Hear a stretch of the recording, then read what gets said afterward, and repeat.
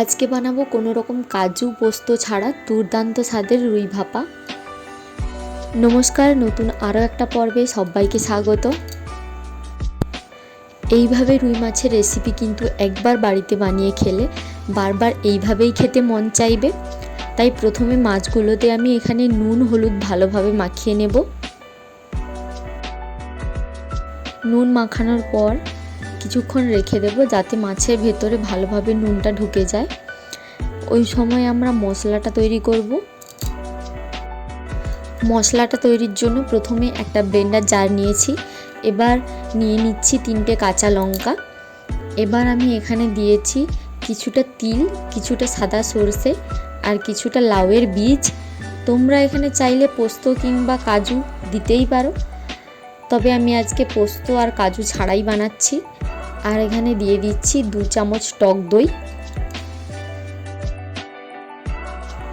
সামান্য পরিমাণ জল দিয়ে মিহি একটা পেস্ট তৈরি করে নেব।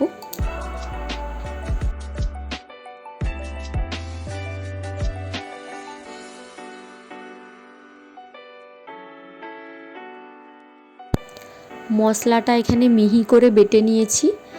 এরপর মশলাটা একটা বাটিতে ঢেলে নিচ্ছি। মাছটা যেই বাটিতে ভাপাবো ওই বাটিটাতেই ঢেলে নিচ্ছি।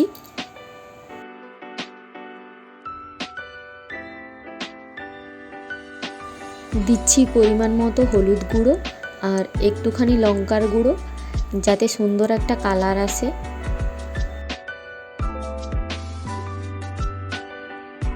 সব কিছু ভালোভাবে একসাথে মিশিয়ে নেব। মিশিয়ে নেওয়া হয়ে গেলে এখানে দিয়ে দিচ্ছি স্বাদ মতো নুন ও একটুখানি চিনি।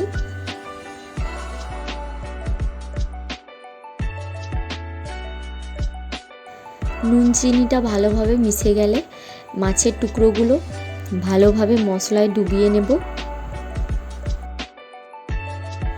মাছগুলোতে এপিট ওপিট ভালো করে মশলাটা লাগিয়ে নিচ্ছি।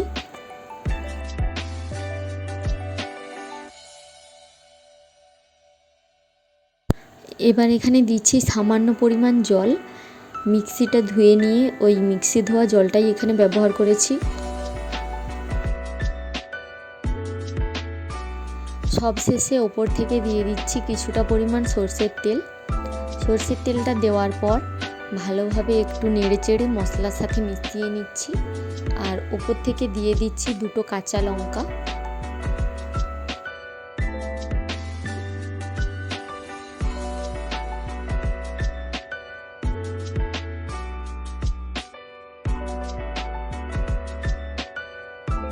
এবার কৌটোর ঢাকাটা বন্ধ করে এটাকে স্টিম করে নিতে হবে।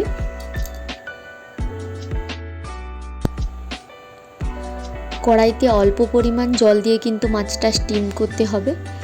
অনেকটা বেশি পরিমাণে জল দিয়ে দিলে কিন্তু যখন জলটা টকবক করে ফুটবে তখন কিন্তু কৌটোর ভেতরে জলটা ঢুকে যাওয়ার সম্ভাবনা থাকে। স্টিম হওয়ার জন্য কৌটোটা বসিয়ে ওপর থেকে কিন্তু একটা ঢাকনা দিয়ে দিতে হবে। দেখো 15 থেকে 20 মিনিট স্টিম করে নেওয়ার পর কিন্তু আমাদের রুই ভাপা একদম রেডি। এইভাবে একবার বাড়িতে বানিয়ে দেখো, আশা করছি খুব ভালো লাগবে। আজকের রেসিপি ভালো লাগলে অবশ্যই একটা লাইক করবেন, সাবস্ক্রাইব করে চ্যানেলটির পাশে থাকবেন। এতক্ষণ পর্যন্ত সাথে থাকার জন্য সবাইকে ধন্যবাদ।